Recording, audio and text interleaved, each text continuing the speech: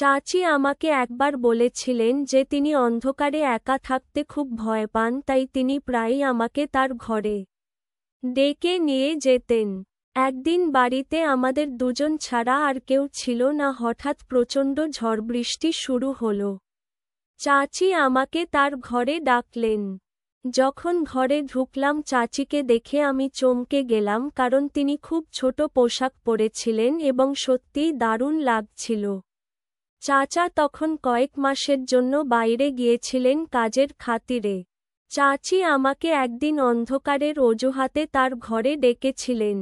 এক রাতে যখন আমি ও চাচি একসাথে ঘুমাচ্ছিলাম, মাঝরাতে হঠাৎ করে আমি কিছু অদ্ভুত অনুভব করলাম। চোখ খুলতেই যা দেখলাম তাতে আমি অবাক হয়ে গেলাম। চাচি, আমার নাম কুনাল, আমি 20 বছর বয়সী। আমার চাচি ছিলেন অনেক সুন্দর আর অনেক ফর্সা, যে কেউ তাকে দেখলে মুগ্ধ হয়ে যাবে। চাচাও তার রূপের প্রেমে পড়ে তাকে বিয়ে করেছিল। চাচি সবসময় মডার্ন ড্রেস পরতে ভালোবাসতেন, যা তাকে আরও আকর্ষণীয় করত। বন্ধুরা, রেডি হয়ে যাও, আজকের গল্পটা অনেক বেশি স্পেশাল। আশা করছি তোমাদের ভালো লাগবে। দয়া করে গল্পগুলো ভালো লাগলে ভিডিওটি লাইক, শেয়ার এবং চ্যানেলটি সাবস্ক্রাইব করো প্লিজ। একাদশ শ্রেণীর পরীক্ষা দেওয়ার পরে আমার ছুটি শুরু হয়েছিল, তাই আমি মা-বাবার কাছে অনুমতি নিয়ে চাচি ও চাচার বাড়িতে ছুটি কাটাতে যেতে চেয়েছিলাম। চাচার বিয়ে মাত্র 3 মাস আগে হয়েছে, তাই আমার বাবা-মা আমাকে সেখানে যেতে নিষেধ করেছিলেন। তবে আমি অনেক বছর ধরে চাচার বাড়িতে যাইনি, এমনকি তাদের বিয়েতে যেতে পারিনি, কারণ তখন আমার পরীক্ষা ছিল। চাচার সাথে দেখা করার জন্য আমি খুব আগ্রহী ছিলাম এবং নতুন চাচিকে দেখতেও চাইছিলাম। বাবার কথা ছিল আমরা পরে কখনো দেখা করতে পারব, কিন্তু আমি তখনই যেতে চাইছিলাম। শেষ পর্যন্ত অনেক বুঝিয়ে বাবা চাচার বাড়িতে যাওয়ার জন্য রাজি করালাম। মাঝে মাঝে ভাবি হয়তো ভালো হতো যদি তখন চাচার বাড়িতে না যেতাম, কারণ এত কম বয়সে চাচি আমার সাথে এমন কিছু করবে যা আমি ভাবতেও পারিনি। একটি নতুন অভিজ্ঞতার সন্ধানে আমার জীবনে একটি গুরুত্বপূর্ণ দিন এসেছিল। তা ছিল রবিবারের একটি দিন, যখন আমার বাবা আমাকে চাচার বাড়িতে নিয়ে গিয়েছিলেন। কিন্তু আমাদের পৌঁছানোর পর দেখি বাড়ির বাইরের দরজা তালাবদ্ধ। মনে হলো চাচা ও চাচি হয়তো কোথাও গেছেন। বাবার ফোন করার পর জানতে পারলাম তারা শপিং করতে বেরিয়েছেন এবং বাড়িতে ফিরতে কিছুক্ষণ লাগবে। তাই আমরা বাড়ির বাইরে দাঁড়িয়ে তাদের জন্য অপেক্ষা করতে লাগলাম। প্রায় 2 ঘন্টা পর চাচা ও চাচি বাড়িতে পৌঁছালেন। বাবা বাইরে গিয়ে তাদের সঙ্গে দেখা করলেন আর চলে গেলেন আমাকে রেখে, এবং আমরা সবাই একসঙ্গে বাড়ির দিকে ফিরতে শুরু করলাম। চাচি তখন স্কার্ফ দিয়ে মুখ ঢেকেছিলেন এবং চাচার বাইকে বসেছিলেন। বাড়িতে ঢোকার পর চাচি স্কার্ফটি খুলে ফেললেন। আমি দেখতে পেলাম চাচি যেন কোন সিনেমার নায়িকার মতো লাগছিলেন, খুবই সুন্দর। চাচা ছিলেন সাধারণ দেখতে, কিন্তু চাচি সত্যিই আকর্ষণীয় ছিলেন। অন্যদিকে চাচা হঠাৎই আমাকে ডাকলেন, কুনাল, কি দেখছো? তুমি অনেকক্ষণ ধরে তোমাকে ডাকছি। তার ডাকে আমি কিছুটা অপ্রস্তুত হয়ে গেলাম, তবে দ্রুত সামলে নিয়ে বললাম, আমি ভালো আছি, এবং চাচাকে আলিঙ্গন করলাম। এতদিন পর আমাকে দেখে চাচা খুবই খুশি হলেন আর চাচিও স্নেহে জড়িয়ে ধরলেন আমাকে। মনে হচ্ছিল যেন আমরা অনেক দিনের পরিচিত। এখন 2 দিন ধরে চাচার বাড়িতে ছিলাম। চাচি আমার প্রতি পুরোপুরি যত্নশীল ছিলেন এবং আমার জন্য সবকিছু ঠিক রাখছিলেন। চাচা ও চাচিকে দেখে মনে হচ্ছিল আমি নিশ্চয়ই আমার ছুটির পুরো সময় এখানে কাটাবো, তবে আমি জানতাম না যে আমার এই সিদ্ধান্ত পরবর্তী সময়ে এমন একটি মন নিতে পারে যা আমার জীবনকে পুরোপুরি পরিবর্তন করে দেবে। আমি আসার পর থেকেই লক্ষ্য করছিলাম চাচি আমার সামনে ছোট পোশাক পরে চলাফেরা করত। আমার কাছে বিষয়টা অবাক করার ছিল।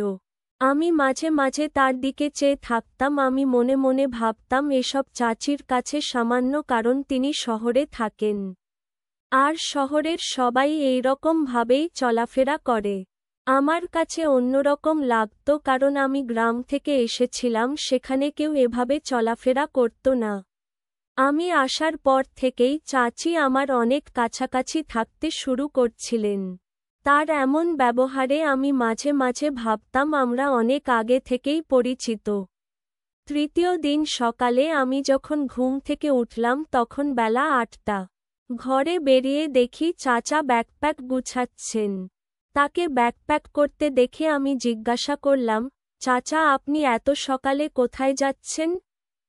চাচা বললেন যে তাকে একটি জরুরি কাজে ২ মাসের জন্য বিদেশে যেতে হচ্ছে। আমি হতাশ হয়ে বললাম, কি বলছেন চাচা? আমি তো এখানে মাত্র ২ দিন হলো এসেছি এবং আপনি এত তাড়াতাড়ি চলে যাচ্ছেন। আমি আপনাকে যেতে দেব না। চাচা আমাকে বোঝাতে লাগলেন, এটা আমার জন্য একটি গুরুত্বপূর্ণ সুযোগ, যদি আমি এটি হারিয়ে ফেলি তাহলে আমি নিজেকে মূর্খ মনে করব। এই প্রজেক্টে কাজের অভিজ্ঞতা আমাকে ভবিষ্যতে একটি ভালো পদে এনে দিতে পারে। চাচার কথার গুরুত্ব বুঝতে পেরে আমি আর কিছু বললাম না। বললাম, ঠিক আছে, আজ সন্ধ্যায় আমি বাবাকে জানিয়ে দিচ্ছি এবং আমি নিজে বাড়ি চলে যাব। বাবা এসে আমাকে নিয়ে যাবে, কারণ আপনি না থাকলে আমি এখানে থেকে কি করব? চাচা বললেন, কুনাল এখন আমি চলে যাচ্ছি, তুমি এখানেই থাকবে এবং তোমার চাচির খেয়াল রাখবে। আমার ফিরে আসা পর্যন্ত তোমাকে এখানেই থাকতে হবে। তার কথা শুনে আমি অবাক হয়ে গেলাম। চাচা না থাকলে আমি আর চাচি এই বাড়িতে একা কিভাবে থাকব? চাচা আরও বললেন, মনে রেখো তোমার চাচি অন্ধকার থেকে ভয় পায়, তাই তাকে যে কোনোভাবে সাহায্য করতে দ্বিধা করবে না। আমি তখন কিছুটা অস্থির হয়ে পড়েছিলাম এবং চাচি মানে অন্ধকারের ভয়, এটা আমার কল্পনাতেও ছিল না। চাচি সম্পর্কে এই নতুন তথ্য আমাকে কিছুটা হতাশ করেছিল। প্রথমে তো আমি রাজি হতে চাইছিলাম না, কিন্তু চাচা জোর করার জন্য তার কথা আমাকে শুনতেই হলো। তারপর আমি চাচির দিকে তাকালাম। আমার কথা শোনার পর চাচি আমার দিকে তাকিয়ে অদ্ভুতভাবে হাসছিলেন। মনে হলো আমার এখানে থাকার কথা শুনে তিনি অনেক খুশি হয়েছিলেন। আমি চাচাকে সাহায্য করতে লাগলাম তার কাপড় গুছিয়ে রাখতে এবং পরে তাদের বিমানবন্দরে পৌঁছে দিতে। চাচাকে বিদায় জানিয়ে আমি এবং চাচি বাড়িতে ফিরলাম। বাড়িতে তখন শুধু আমি এবং চাচি। আমি চাচার সঙ্গে শহরে ঘুরে বেড়ানোর পরিকল্পনা করেছিলাম, কিন্তু চাচার বেরিয়ে যাওয়ায় সবটা ভেঙে গেল। তবে এটি ভাবার চেয়ে বেশি গুরুত্বপূর্ণ হল চাচির সঙ্গে থাকার অভিজ্ঞতা। অপেক্ষাকৃত বিশেষ হতে পারে। চাচা চলে যাওয়ার পর রাতে নিজের ঘরে বসে মোবাইলে গেম খেলছিলাম। কিছুক্ষণ পর গেম খেলে বিরক্ত লাগায় ভাবলাম টিভি দেখা যাক। তাই বসার ঘরে গিয়ে টিভি চালিয়ে বসলাম। একটু পর চাচি এসে হেসে বললেন, কিরে কুনাল, চাচা চলে যাওয়ার পর কি তোমার এই বাড়িতে মন বসে না? চাচি আমার পাশে এসে বসে গল্প করতে থাকলেন। তার কথাগুলো শুনতেও আমার অনেক ভালো লাগছিল। আমি ভাবিনি যে চাচি আমার সাথে এত ফ্রি হয়ে কথা বলবেন। একদিন চাচি আমাকে বললেন, চলো বাইরে একটু ঘুরে আসি। তারপর তিনি স্কুটার নিয়ে বের হলেন এবং আমাকে আইসক্রিম খেতে নিয়ে গেলেন। আমি চাচির পেছনে বসেছিলাম। হঠাৎই আমার হাত অজান্তে তার কোমরে স্পর্শ করে, এতে চাচি খানিকটা অস্বস্তিতে পড়েন। তাই আমি দ্রুত হাত সরিয়ে নিলাম। কিন্তু পরে চাচি নিজেই আমার হাত ধরে কোমরের কাছে রাখলেন। আমি ঠিক বুঝতে পারছিলাম না এটার মানে কি হতে পারে। আইসক্রিম খেয়ে ফিরে আসার সময় বাড়িতে ঢুকে দরজা বন্ধ করার পর হঠাৎ ঘরের সব আলো নিভে গেল, চারপাশ অন্ধকারে ঢেকে গেল মুহূর্তেই। আমি তখন চাচির পিছনে দাঁড়িয়েছিলাম। ভয়ে চাচি আমাকে শক্ত করে ধরে ফেললেন। তার এই আচরণে আমি কিছুটা বিস্মিত হয়ে গেলাম। বড় হওয়ার পর এমন অভিজ্ঞতা আগে কখনো হয়নি। বুঝতে না পেরে আমি স্থির হয়ে দাঁড়িয়ে রইলাম। চাচি প্রায় 5 মিনিট ধরে আমাকে জড়িয়ে ধরেছিলেন এবং তারপর হঠাৎ করে আলো আবার চলে এলো। আলো আসতেই তিনি সোজা হয়ে আমাকে ছেড়ে দিয়ে বললেন, মাফ করে দাও, অন্ধকারে আমি ভয় পেয়েছিলাম। এবং মৃদু হাসি দিয়ে তার ঘরে চলে গেলেন। আমি হতভম্ব হয়ে গিয়েছিলাম এবং ভাবছিলাম যে এখানে ঠিক হচ্ছে না। কিছু সময় পরে চাচার বলা কথা মনে পড়ল। চাচা বলেছিলেন, চাচি অন্ধকারে ভয় পান এবং তোমার দায়িত্ব তার দেখভাল করা। তখন বুঝলাম চাচি আমাকে অন্ধকারের অজুহাত দেখিয়ে জড়িয়ে ধরেছিলেন। রাতের বেলা আমি ঘরে গিয়ে শুয়ে পড়লাম, কিন্তু চাচি কথা বারবার আমার মনে চলে আসছিল। তিনি ছিলেন বেশ আধুনিক আর আমি তো এক গ্রামের ছেলে, তাই তার আচরণগুলো আমার জন্য খুবই বিশেষ লাগছিল। হয়তো তার কাছে সামান্য ছিল। পরের দিন সকালে উঠে দেখি চাচি রান্নাঘরে চা তৈরি করছেন। তার দিকে তাকাতে কিছুটা অস্বস্তি হচ্ছিল, কারণ তিনি এখনও রাতের নাইট ড্রেস পরে রান্না করছিলেন। এবং তিনি মনে হয় আমাকে তাচ্ছিল্য করছিলেন। যখন আমি পানি পান করতে কিচেনে গেলাম তখন চাচি আবার আমাকে জড়িয়ে ধরলেন। আমি কিছুটা অবাক হয়ে গেলাম, কারণ আগের দিনের ঘটনা এখনও আমার মাথা থেকে বের হয়নি।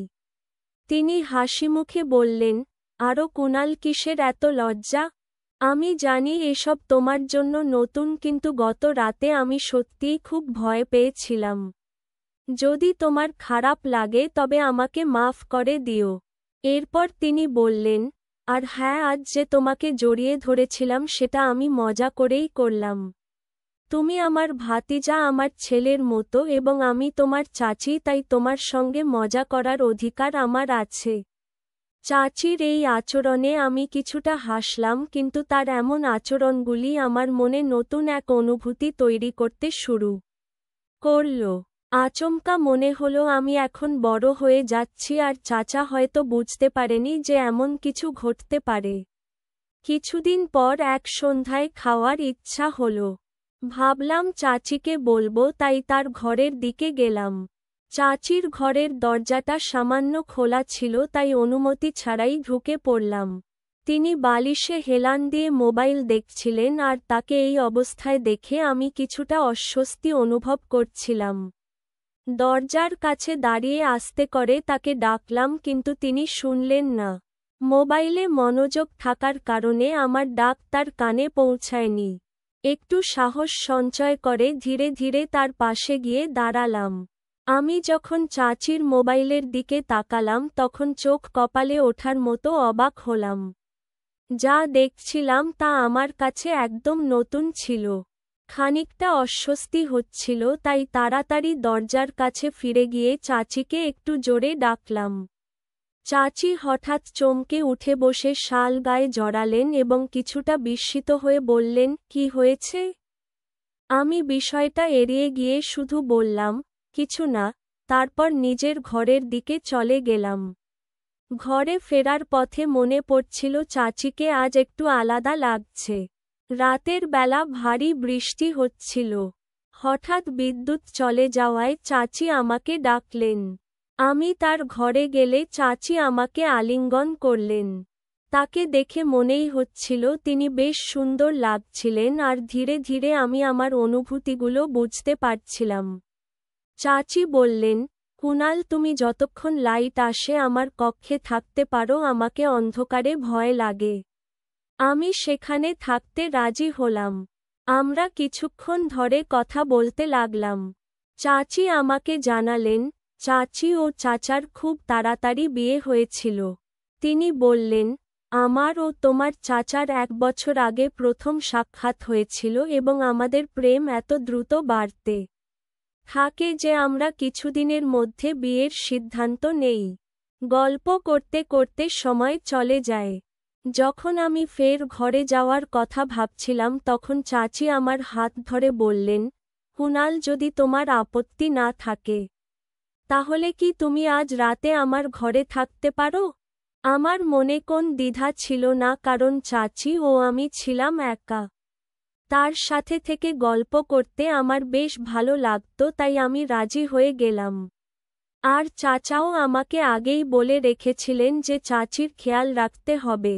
সারারাত বৃষ্টির আওয়াজ চলছিল এবং আমি ঘুম থেকে উঠে দেখলাম চাচি অত্যন্ত আনন্দিত, যা আগে কখনো আমি তার মুখে দেখিনি। ব্রেকফাস্টের সময় তিনি আমাকে বলছিলেন, এখন বৃষ্টির দিন, তাই তুমি আমার ঘরে থাকতে পারো। চাচি আমাকে বলেছিল, যদি তোমার কোন সাহায্য প্রয়োজন হয় তাহলে বিনা দ্বিধায় জানাতে পারো। রাতে আমরা করছিলাম, কিন্তু হঠাৎ করেই আমার শরীরটা একটু খারাপ লাগতে শুরু করল। চাচির কথাগুলো কিছুটা অস্বস্তিকর লাগছিল, যদিও ঠিক বুঝে উঠতে পারছিলাম না কেন। শরীর খারাপ লাগলেও কোনোভাবে তার ঘরে বসে রইলাম। এখানে আসার পর থেকে চাচি আমাকে রোজ রাতে 1 গ্লাস করে দুধ পান করতে দিতেন, আর আজও তিনি দুধের গ্লাস নিয়ে আসলেন। আমি খেতে খেতে গল্প চালিয়ে যেতে থাকলাম, একসময় অজান্তেই ঘুমে ঢুলতে শুরু করলাম। আর কিছুক্ষণ পর ঘুমিয়ে পড়লাম। চাচির সৌন্দর্য যেন মনে গেঁথে যাচ্ছিল, তবে মনেও নানা রকম চিন্তা ভিড় করছিল। তারপরের দিন এর কথা মনে একটা অদ্ভুত অনুভূতি হচ্ছিল। যখন দেখলাম চাচি বাইরে গেছেন আর তার ফোনে বারবার কল আসছে, হঠাৎ পেটে আবার ব্যথা শুরু হয়ে গেল। আমি তখন বাবাকে ফোন করে জানালাম যে বাড়ি ফিরতে চাই। বাবার কথায় চাচি কিছুটা বিরক্ত হয়ে বললেন, কি তোমার চাচা কি তোমাকে বলেনি যে আমাকে দেখতে হবে? এখনই যেতে পারবে না? চাচির কথা শুনে আমি কিছুটা হতবাক হয়ে গেলাম। কোন সম্পর্ক আর কি দেখার, সবকিছু যেন জট পাকিয়ে গেল।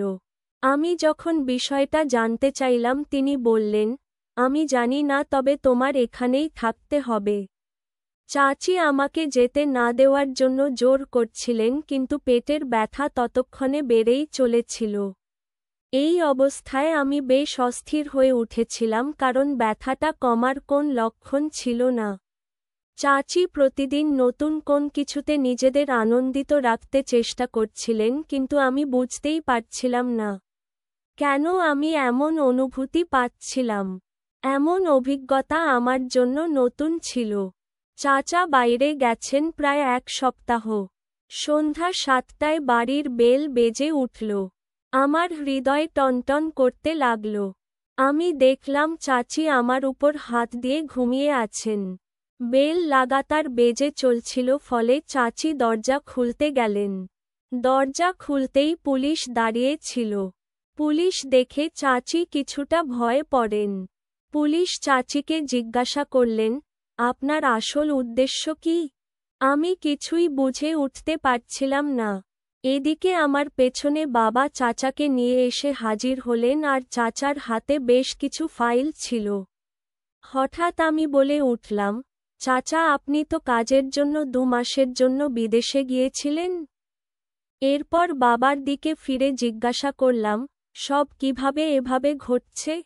বাবা আমাকে জানালেন, যখন তোমাকে এখানে রেখে আসি তখন আমি থানায় গিয়েছিলাম। সেখানে এমন এক মেয়ের সম্পর্কে জানতে পারি যার খোঁজ আমার সহকর্মীরা করছিল।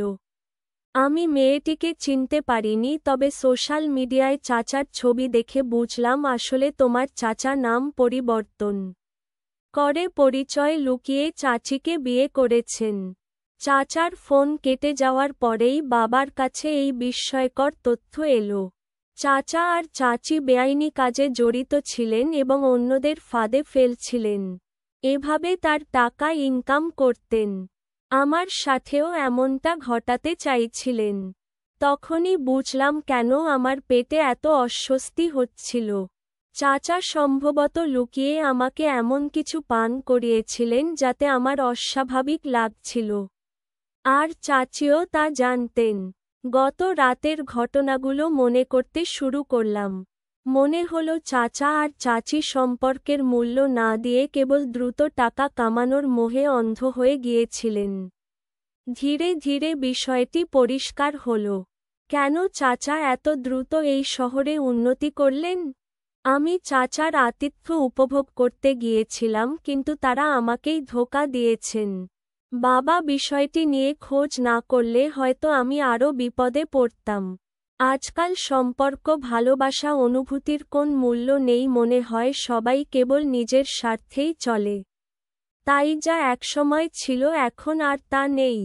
এই গল্পে প্রিয়জন বা আত্মীয়র ছদ্মবেশে থাকা মানুষও ক্ষতি করতে পারে, ফলে এমন কারো প্রতি অন্ধভাবে বিশ্বাস না করে প্রতিটি সম্পর্ককে সতর্কতার সাথে পর্যবেক্ষণ করা প্রয়োজন।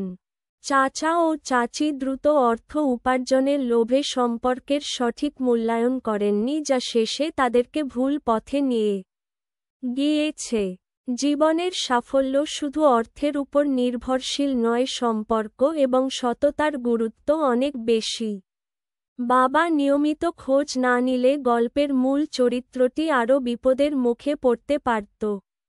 পরিবারের সঠিক যোগাযোগ এবং সম্পর্ক রক্ষার ফলে বিপদের সুরক্ষা পাওয়া যায়। জীবনে অনেকেই এমন পরিস্থিতির সম্মুখীন হতে পারে যা তাদের অভিজ্ঞতায় নেই, তবে এমন পরিস্থিতিতে সতর্ক এবং অন্যের পরামর্শ গুরুত্বপূর্ণ ভূমিকা পালন করতে পারে। এই গল্পে চাচা ও চাচি প্রধান চরিত্রটির প্রতি স্নেহের আবরণে প্রতারণার ফাঁদ পাতেন। আমাদের জীবনে অনেক সময় এমন পরিস্থিতি আসে যেখানে কাছের মানুষের আচরণ আমাদের বিভ্রান্ত করে। এই গল্প থেকে আমরা শিখতে পারি, কেবল রক্তের সম্পর্ক কিংবা ঘনিষ্ঠতার উপর ভিত্তি করে সবার প্রতি অন্ধবিশ্বাস রাখা উচিত নয়। কোন সম্পর্কই পুরোপুরি নিখুঁত নয়, তাই কারো প্রতি অযৌক্তিক বিশ্বাস বা অন্ধ আনুগত্য বিপজ্জনক হতে পারে। সতর্কতার সাথে সম্পর্কের মূল্যায়ন করতে পারলে ভুল বোঝাবুঝি এবং প্রতারণার হাত থেকে নিজেকে সুরক্ষিত রাখা সম্ভব। গল্পের শেষে আমরা দেখতে পাই প্রধান চরিত্রটি অনুভব করছে যে সম্পর্ক ভালোবাসা আর আন্তরিকতার চেয়ে অর্থ এবং স্বার্থ এখন মানুষের কাছে বেশি গুরুত্বপূর্ণ হয়ে উঠেছে। এই গল্পটি আমাদের শিখায়, জীবনের সাফল্যের জন্য শুধু অর্থের পেছনে দৌড়ানো উচিত নয়, বরং সততা, নিষ্ঠা এবং সম্পর্কের মূল্যকে অগ্রাধিকার দেওয়া উচিত। এই মূল্যবোধ বজায় রাখলে আমরা স্থায়ী ও স্থিতিশীল জীবনের দিকে এগিয়ে যেতে পারি। অন্যথায় চাচা চাচির মতো অনেকেই তাৎক্ষণিক লাভের আশায় ভুল পথে চলে যান, যা শেষমেশ তাদের জন্য ক্ষতিকারক হয়। বন্ধুরা, যদি এই গল্পটি ভালো লেগে থাকে তাহলে দয়া করে ভিডিওটি লাইক করুন এবং আমাদের চ্যানেলটি সাবস্ক্রাইব করুন। পাশে থাকা বেল আইকনটি প্রেস করুন যাতে করে আমরা যখনই নতুন ভিডিও আপলোড করি তার নোটিফিকেশন সবার আগে আপনার কাছে পৌঁছে যায়। ধন্যবাদ, দেখা হবে আমাদের পরবর্তী ভিডিওতে।